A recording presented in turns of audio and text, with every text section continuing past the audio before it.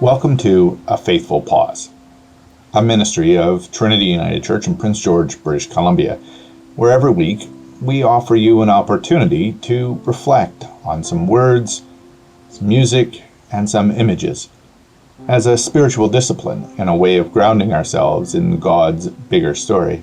This week we're focusing on two things that happened on April the 3rd and then on April the 4th.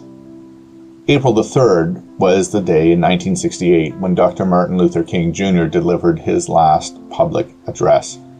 The next day, on April the 4th, he was assassinated at the age of 39. Here's two excerpts from that last speech.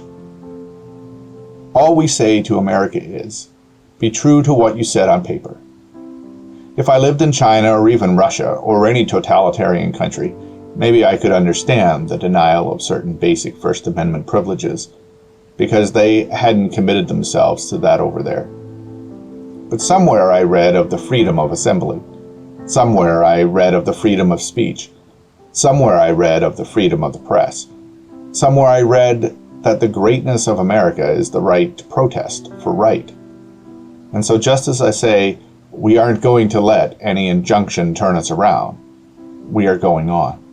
He ended that famous speech this way. Well, I don't know what will happen now. We've got some difficult days ahead, but it doesn't matter with me now, because I've been to the mountaintop, and I don't mind.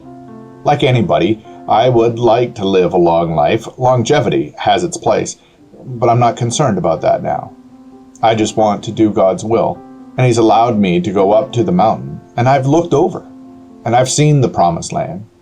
I may not get there with you, but I want you to know tonight that we, as a people, will get to the promised land.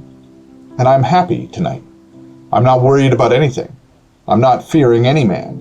Mine eyes have seen the glory of the coming of the Lord. April the 4th is the birthday of American poet and writer Maya Angelou. One time when Angelou was asked what it means to be a Christian in an interview when she was receiving the Presidential Medal of Freedom, she responded this way.